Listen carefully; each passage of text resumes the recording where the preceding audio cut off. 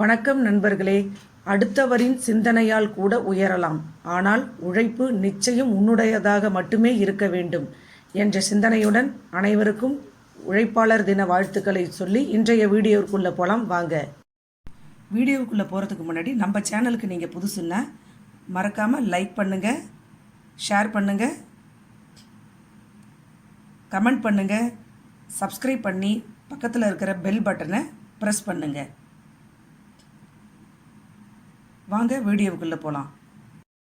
இன்றைக்கி நம்ம வீடியோவில் ஒரு பிரேக்ஃபாஸ்ட் ரெசிபி பார்க்க போகிறோம்.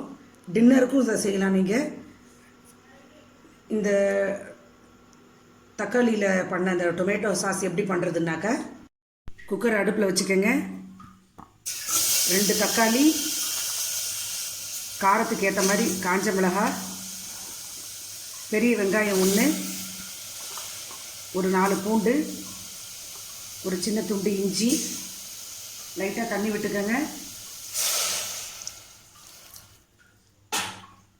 ஒரு விசில் வர வரைக்கும் வேக வச்சு எடுத்துக்கோங்க. மிக்சியில் லைட்டாக உப்பு போட்டு நைஸாக ஃபைன் பேஸ்ட்டாக நல்லா நைஸாக அரைச்சிக்கோங்க. Paste ready. அடுத்து இந்த பால் வந்து கடலை மாவில், இந்த கடலை மாவில் பண்ண பால் எப்படி பண்ணுறதுனாக்கா, கடலை மாவு, தேவையான அளவு உப்பு, கரம் மசாலா தூள், மஞ்சள் தூள், ஜீரகத்தூள், கருவேப்பிள்ளை, கொத்தமல்லி இலை, பச்சை மிளகாய், பெரிய வெங்காயம் 1, லைட்டாக தண்ணி விட்டு பிசைஞ்சிக்கங்க. சின்ன சின்ன உருண்டையாக உருட்டி இந்த மாதிரி இட்லி பானையில் எண்ணெய் தடவி சின்ன சின்ன பால்ஸ் மாதிரி உருட்டி வேக வச்சுக்கோங்க. நல்லா வெந்துருச்சுங்க. இந்த பால்ஸ் ரெடி ஆயிடுச்சு. நெக்ஸ்ட்டு இது சப்பாத்தி தாங்க. சப்பாத்தியை கொஞ்சம் நீளமாக இந்த மாதிரி ஷேப்புக்கு கட் பண்ணி வச்சுக்கோங்க. ஏன்னா சின்ன சின்னதாக பிச்சு கையால் பிச்சு போட்டால் அது வந்து அந்த லுக்கு நல்லா இருக்காது. குழந்தைங்களுக்கு கொடுக்கும்பொழுது கொஞ்சம் நம்ம அந்த நூடுல்ஸ் ஷேப்புக்கு நீட்டாக கட் பண்ணி போட்டிங்கன்னா சாப்பிட்றதுக்கும் ரொம்ப லைக் பண்ணி விரும்பி சாப்பிடுவாங்க. வாங்க நெக்ஸ்ட்டு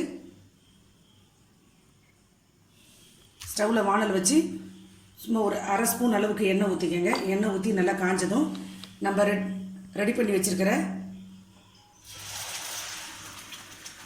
அந்த தக்காளி, வெங்காயம், அந்த பேஸ்ட்டை லைட்டாக விட்டு ஒரு கிண்டிக்கங்க. உங்களுக்கு ஒரு சூப்பி ஃபார்முக்கு வேணும், சூப் அளவுக்கு செய்கிறதுனால விரும்பின அளவுக்கு தண்ணி விட்டுக்கங்க. தண்ணி விட்டு நல்லா கொதிக்கட்டும். நல்லா கொதிக்கும் பொழுது நம்ம ரெடி பண்ணி வச்சுருக்கிற இந்த பால்ஸை போடுங்க.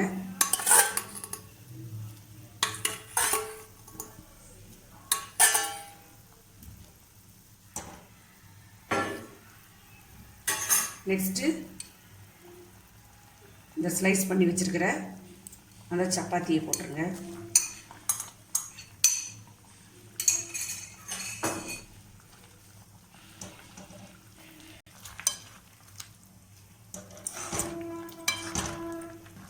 அவ்வளோதாங்க. இது அப்படியே சூப்பி ஃபார்மில், அந்த சூப் ஃபார்மில் இது ஆஃப் பண்ணக்கூடாது. தண்ணி வத்துற வரைக்கும் நீங்கள் வெயிட் பண்ண வேண்டாம். இது அப்படியே இந்த ஸ்டேஜ்லேயே வந்து ஆஃப் பண்ணி இது மேலே ஸ்ப்ரிங் ஆனியன் இருந்து தூவினா நல்லாயிருக்கும். இப்போ இந்த லாக்டவுன் பீரியடில் வந்து எனக்கு ஸ்ப்ரிங் ஆனியன் கிடைக்கல, அதனால் போடலை. பட் இருந்தாலும் டேஸ்ட்டு அதே இதாக தான் இருக்கும். ஸ்ப்ரிங் ஆனியனை மேலே தூவி சர்வ் பண்ணால் சூப்பராக இருக்கும். அவ்வளோதாங்க, இந்த டிஷ் முடிஞ்சுது. இதை சாப்பிட்டு பார்க்கலாம்.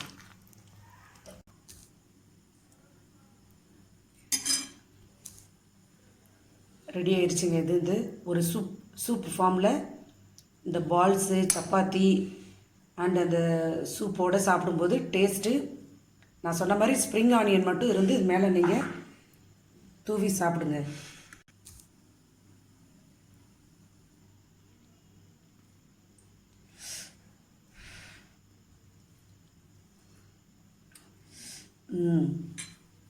நல்லா அந்த சப்பாத்தி ஊறி போய்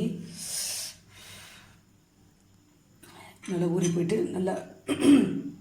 நல்லா ஸ்பைசியாகவும் இருக்குது. உங்களுக்கு காரம் வந்து உங்களுக்கு ஏற்ற மாதிரி போட்டுக்கோங்க.